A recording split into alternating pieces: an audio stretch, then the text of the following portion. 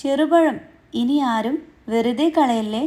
ഈ ഒരു ചുട്ടുപൊള്ളുന്ന കൊട്ടൻ വേനലിൽ നമ്മുടെയൊക്കെ ശരീരവും മനസ്സും ഒരുപോലെ കൂളാക്കാനും ദാഹവും വിശപ്പൊക്കെ മാറ്റാൻ പറ്റിയ നല്ലൊരു അടിപൊളി നാടൻ രുചിക്കൂട്ടാണ് ഇന്ന് നമ്മൾ റെഡിയാക്കുന്നത്.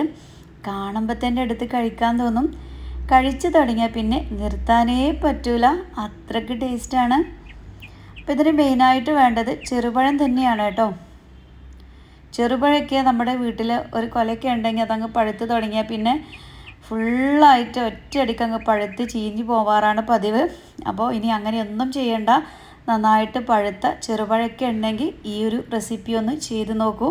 അപ്പോൾ ഇതിലോട്ട് വേണ്ടത്, ഞാനിതവിടെ ഒരു ഏകദേശം 15ഓളം ചെറുപഴം എടുത്തിട്ടുണ്ട്. അത്യാവശ്യം വലിയ ഒരു കഷ്ണം ഇഞ്ചി, 2 പഴുത്ത നാരങ്ങ, 1 കപ്പ് ചെറിയ ഉള്ളി കേട്ടോ, നമ്മുടെ ചുവന്നുള്ളിയും നാരങ്ങയുടെയും ഇഞ്ചിയുടെയൊക്കെ ജ്യൂസ് നമുക്ക് ജസ്റ്റ് ഇടിക്കലിലൊക്കെ ഇട്ടിട്ട് ചതച്ച് പിഴിഞ്ഞെടുക്കണം. അപ്പോൾ നമുക്കിത് പെട്ടെന്ന് റെഡിയാക്കാൻ പോകാം. ഇപ്പം എൻ്റെ കയ്യിൽ നിന്ന് ഇത്ര പഴമേ ഉള്ളൂ. പഴമൊക്കെ ഒരുപാടുണ്ടെങ്കിൽ ഒരു 50ഓളം പഴമൊക്കെ വെച്ചിട്ട് ഇത് റെഡിയാക്കുകയാണെങ്കിൽ നമ്മൾ ഈ ഒരു പൊള്ളുന്ന വേനലിലൊക്കെ ഫ്രിഡ്ജിൽ വെക്കുകയാണെങ്കിൽ ഈ ഒരു ചൂടത്ത് 8 മണിയായി തുടങ്ങിയില്ലേ, വെയിൽ ഭയങ്കര ഇങ്ങനെ ഉരുകി ഒലിക്കുകയാണ്. അപ്പോൾ ഈ ഒരു സമയത്തൊക്കെ ഫ്രിഡ്ജിൽ ഇത് സ്റ്റോർ ചെയ്യുകയാണെങ്കിൽ നമുക്ക് ആവശ്യാനുസരണം എടുത്ത് കഴിക്കാം. നല്ല രുചിയാണ്. കുട്ടികൾക്കായാലും മുതിർന്നവർക്കായാലും ഒരുപോലെ ഇഷ്ടമാവും.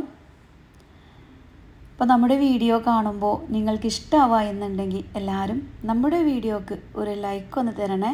നമ്മുടെ ഫാമിലിക്കും ഫ്രണ്ട്സിനും ഒക്കെ ഈ ഒരു വീഡിയോ ഒന്ന് ഷെയർ ചെയ്ത് കൊടുക്കാനും നിങ്ങളാരും മറക്കരുത്.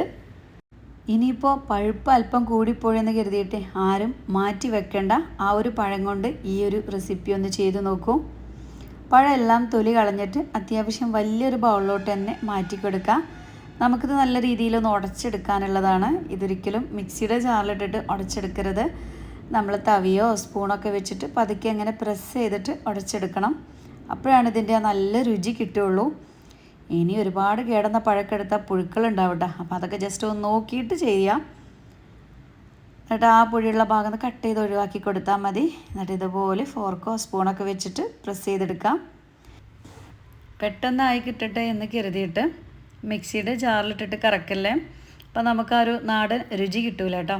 ഇതുപോലെ ചെയ്തെടുക്കുക. അല്ലെങ്കിൽ കൈയൊക്കെ നന്നായിട്ട് കഴുകിയിട്ട് കയ്യിൽ വെച്ചിട്ട് ഇങ്ങനെ ഞെരടി എടുത്താലും മതിയാകും. ചെറുപഴം എടുക്കാം, അതുപോലെ തന്നെ പൂവമ്പഴമൊക്കെ ഇതിന് വേണ്ടിയിട്ട് നമുക്ക് എടുക്കാം കേട്ടോ. ഞാനെടുത്ത ഈ ഒരു 15 പഴം കൊണ്ട് അത്യാവശ്യം ഒരു 4 പേർക്ക് 5 പേർക്കൊക്കെ വയറ് നിറച്ച് കഴിക്കാനുണ്ടാവും. അപ്പോൾ പഴമൊക്കെ ഒരുപാടുണ്ടെങ്കിൽ ഒത്തിരി റെഡിയാക്കി സ്റ്റോർ ചെയ്തോളൂ. നമുക്കിഷ്ടമുള്ള സമയത്ത് നമുക്കിതെടുത്ത് കഴിക്കാമല്ലോ.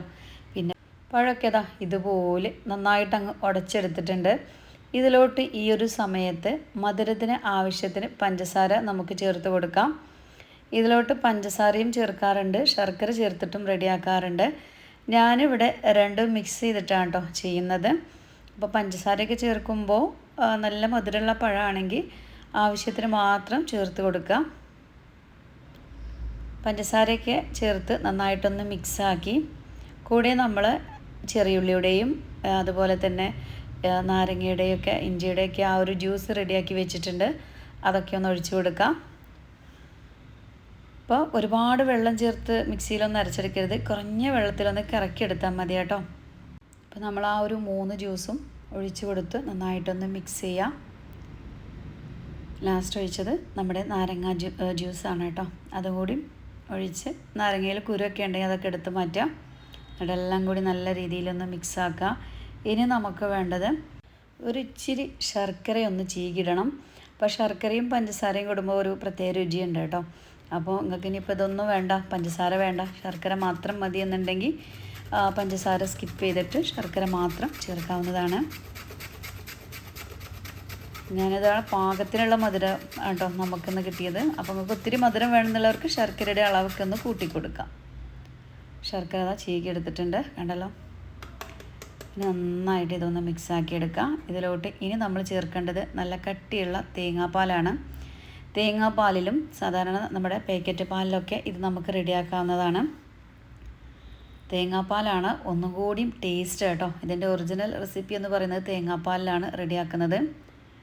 ഇനി നിങ്ങൾക്ക് അത് തേങ്ങാപ്പാൽ റെഡിയാക്കാം മടിയോ അല്ലെങ്കിൽ അങ്ങനെ ബുദ്ധിമുട്ടൊക്കെ ഉള്ള ആൾക്കാരാണെങ്കിൽ എന്ത് ചെയ്യുക, കുറച്ച് പാലെടുത്ത് തിളപ്പിച്ചതിന് ശേഷം ചൂടാറിയിട്ട് ഫ്രിഡ്ജിൽ വെച്ച് നന്നായിട്ട് അങ്ങ് തണുപ്പിച്ചെടുക്കാം. അപ്പോൾ കഴിക്കാനും നല്ല രുചിയായിരിക്കും.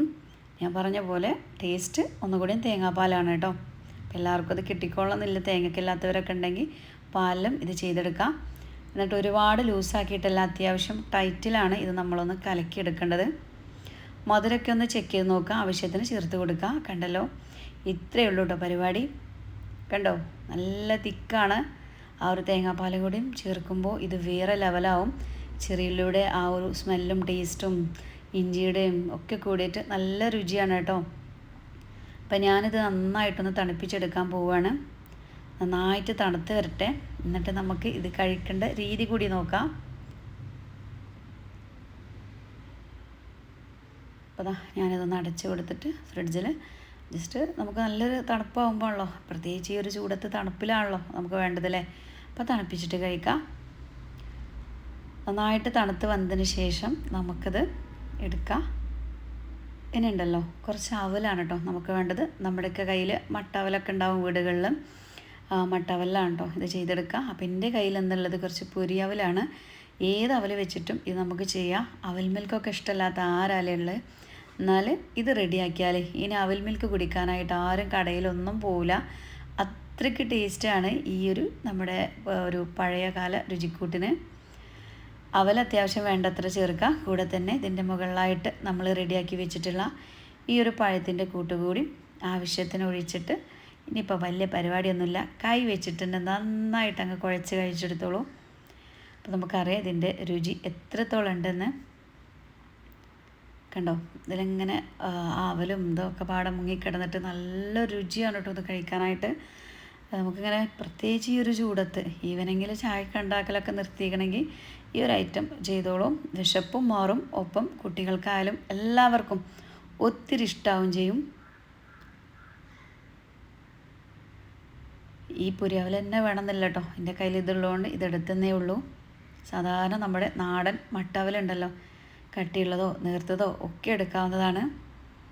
എന്തായാലും തിന്നു തുടങ്ങിയാൽ പിന്നെ നിർത്തൂല കേട്ടോ, നല്ല രുചിയാണ്. അപ്പോൾ നിങ്ങൾ എന്തായാലും ഒന്ന് ചെയ്ത് നോക്കൂലേ. ചെയ്ത് നോക്കിയാൽ മാത്രം പോരട്ടോ, ഫീഡ്ബാക്ക് അറിയിക്കാനും ആരും മറക്കരുത്. ഇതുപോലെ ഈ ഒരു വീഡിയോ നമ്മുടെ ഫാമിലിക്കും ഫ്രണ്ട്സിനും ഒക്കെ ഒന്ന് ഷെയർ ചെയ്ത് കൊടുക്കുക. ഈ ഒരു കൂട്ടി ഇതുപോലെ രാവിലെ തന്നെ റെഡിയാക്കി വെക്കുകയാണെങ്കിൽ നമ്മൾ ജോലികളൊക്കെ തീർത്ത് ഫ്രീ ആകുമ്പോൾ ഒക്കെ ഉണ്ടാക്കി ഇങ്ങനെ എടുത്ത് കഴിക്കാനായിട്ട് പിന്നെ വലിയൊരു പണിയൊന്നുമില്ലല്ലോ. അപ്പോൾ എന്തായാലും ചെയ്ത് നോക്കുക, ഫീഡ്ബാക്ക് അറിയിക്കുക. വീഡിയോ എല്ലാവർക്കും ഷെയർ ചെയ്തൊന്ന് സപ്പോർട്ട് ചെയ്യാനും ആരും മറക്കരുത് കേട്ടോ. നിങ്ങൾ ഷെയർ ചെയ്തെടുക്കുമ്പോഴല്ലേ എല്ലാവരും നമ്മുടെ വീഡിയോ ഒക്കെ ഒന്ന് കാണുള്ളൂ.